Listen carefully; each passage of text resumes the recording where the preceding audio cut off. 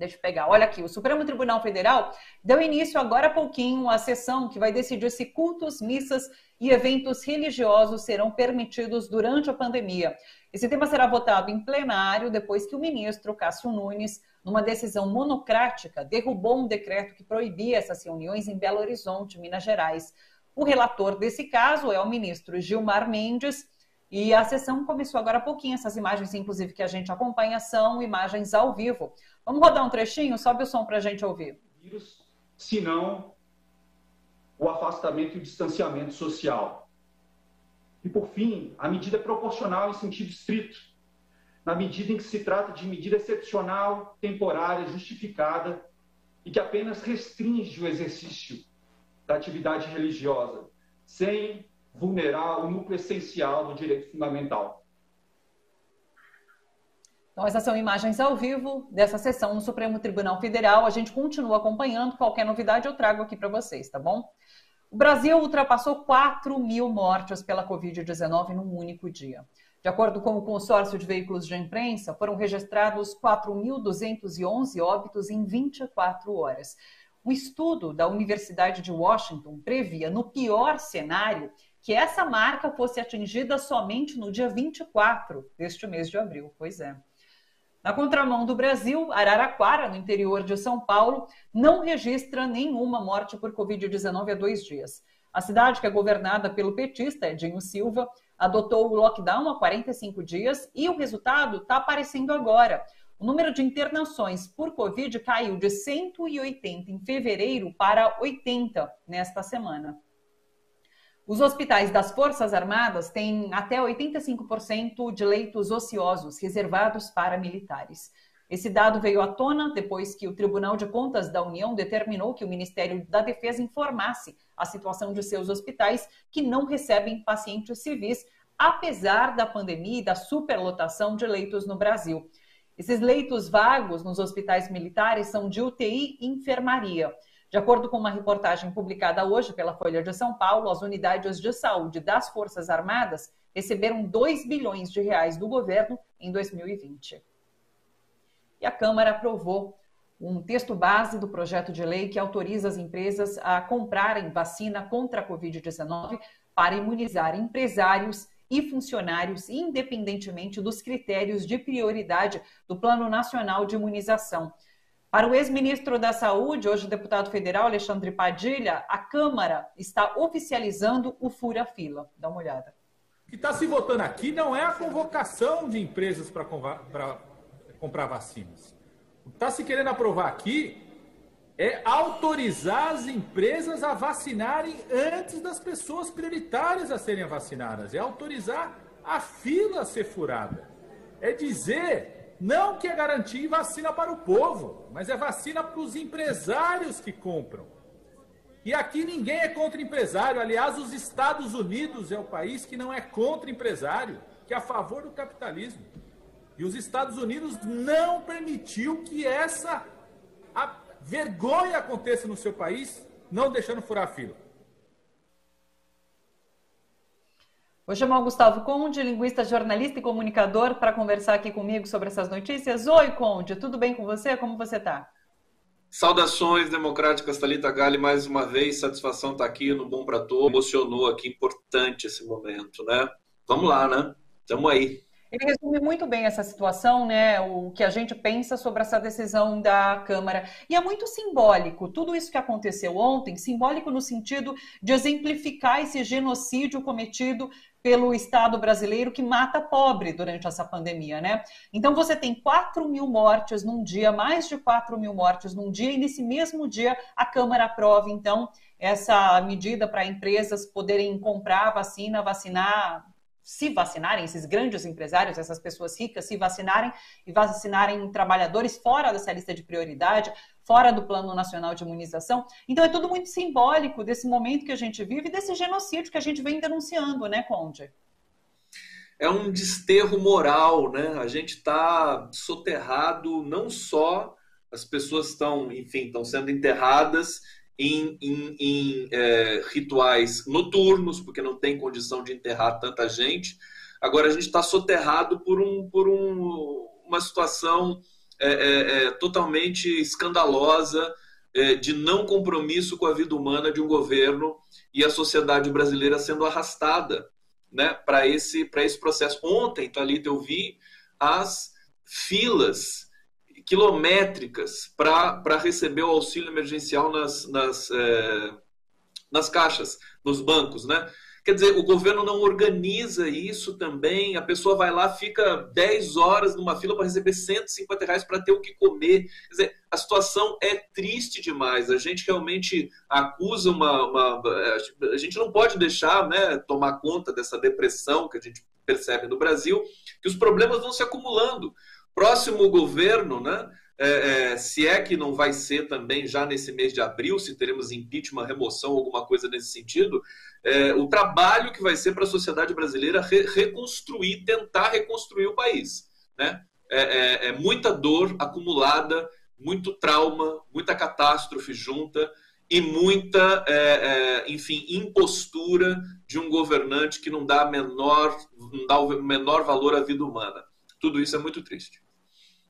Você comentou sobre as pessoas fazendo filas nos caixas para receber o auxílio, inclusive elas não podem sacar, né? Porque o auxílio agora é só para movimentação digital. Então as pessoas ficam na fila para chegarem lá na boca do caixa e descobrirem que não podem sacar esse dinheiro. Muita gente não trabalha com movimentação digital. Essas pessoas que precisam comprar comida, elas precisam do dinheiro ali na boca do caixa. E isso só vai acontecer daqui a um mês. Daqui a um mês só. Então, essas pessoas ficaram já 4 meses sem essa grana, daqui a um mês vão conseguir retirar para, de repente, ir no mercado comprar comida. Outra coisa também, quando você fala sobre fila, que eu lembro, são as filas nos cartórios para a declaração de óbito. É uma coisa que está acontecendo nesse momento. Eu vi uma fila ali num cartório de Porto Alegre, uma fila enorme, imensa, para as pessoas poderem declarar óbito, enfim, assim, porque são muitas as mortes nesse momento que a gente vive.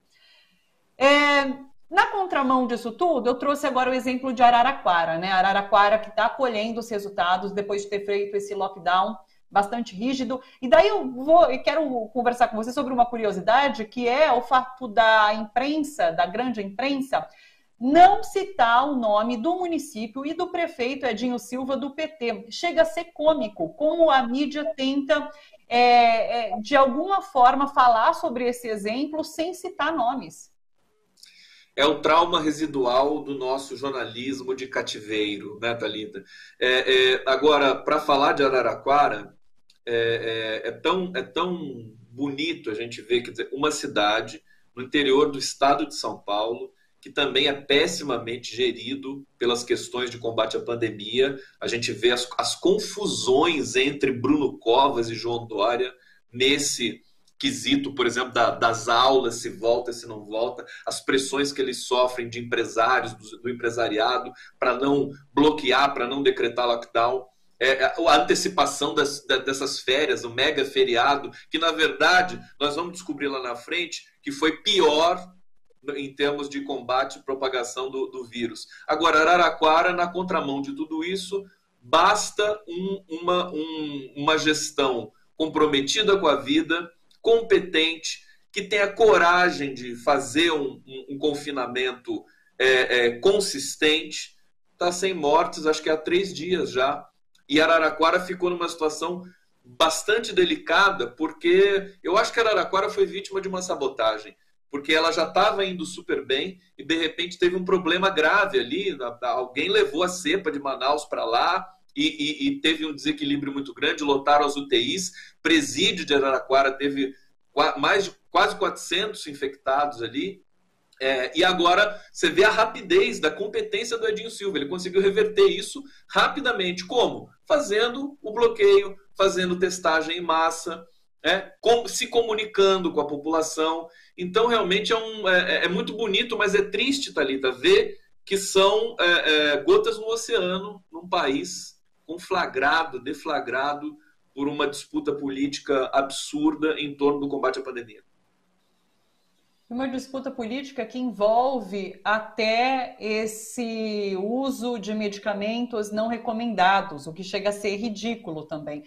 Bolsonaro foi ontem ali para Chapecó, que o prefeito publicou um vídeo dizendo que por conta do tratamento precoce tinha conseguido esvaziar ali os leitos de UTI, e tinha controlado a situação. A gente sabe que não passa de um teatro, porque de fato o tratamento precoce não é recomendado por nenhuma organização de saúde. Mas ontem, durante essa visita que Bolsonaro fez com o ministro da Saúde ali no município de Chapecó, ele falou novamente, ele fala que não sabe por que o mundo todo faz essa campanha contrária ao tratamento imediato, que ele chamou, né?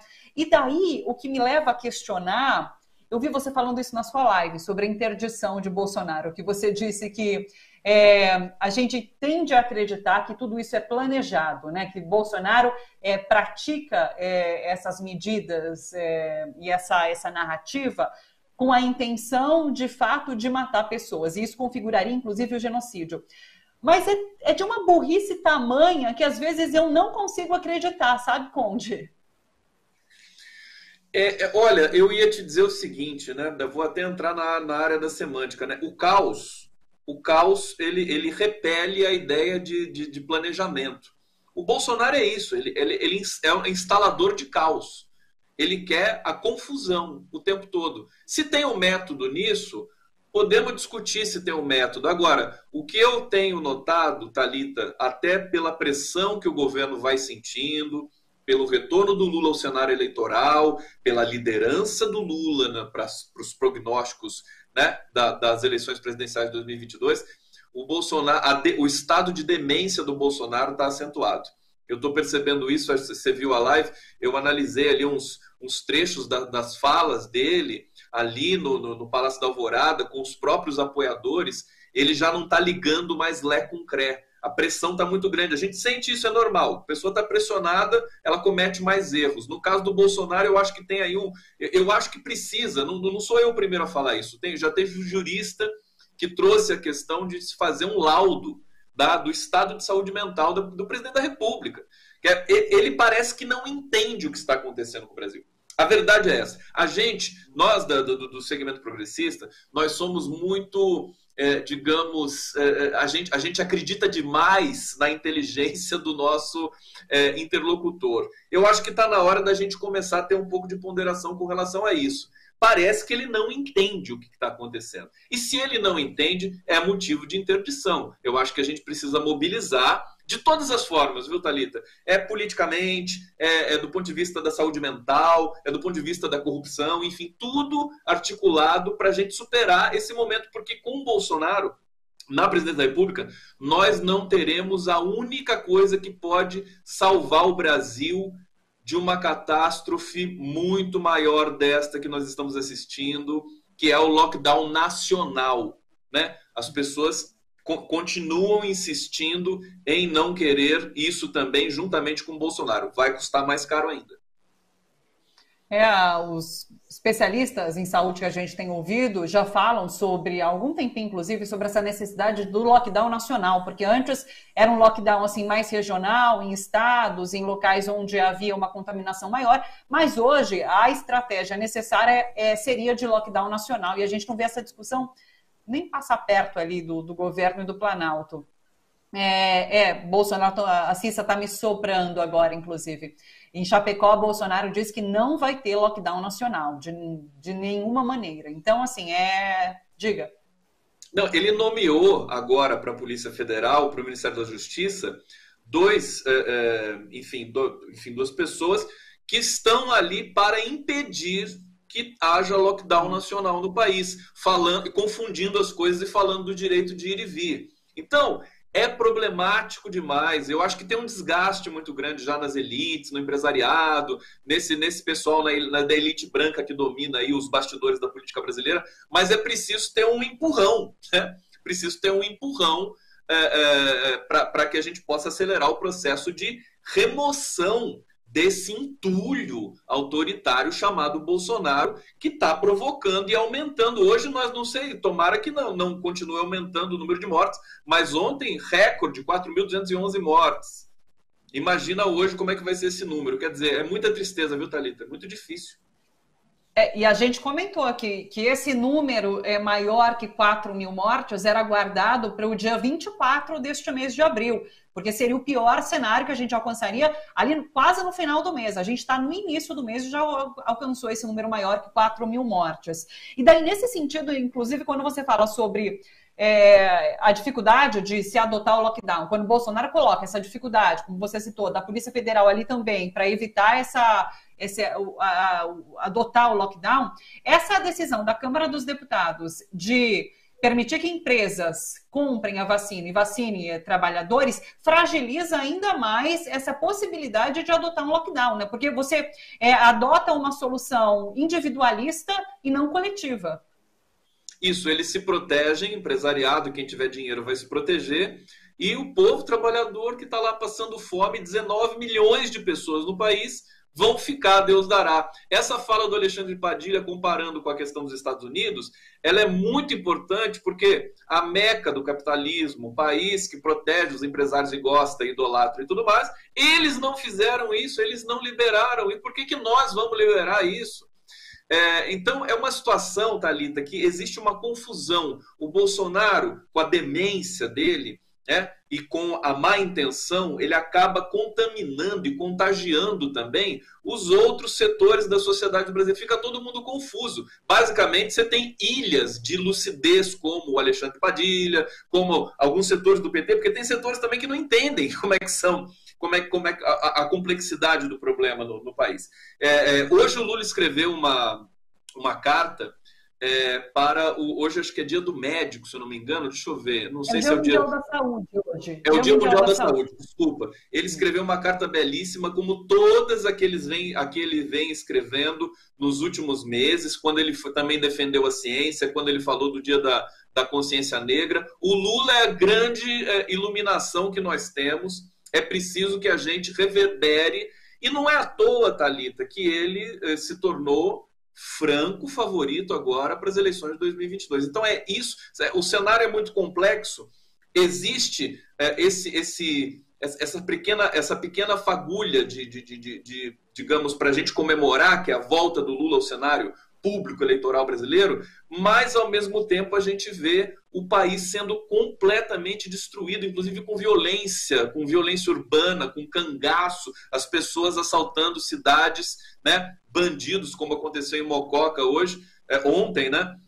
Explodindo bancos e tudo mais. Quer dizer, o Brasil está entrando. O meu querido amigo Anitablian dizia da balcanização do Brasil, né? A gente está entrando num processo ainda mais terrível do que essa questão que acontece ali no Oriente Médio, de violência diária, né? É muito triste, é muito difícil a gente poder manter a lucidez e a esperança nesse momento. Vai ser complicado. Mais uma vez, Bolsonaro aposta nisso, né? Ele aposta nesse caos que a gente vê acontecendo.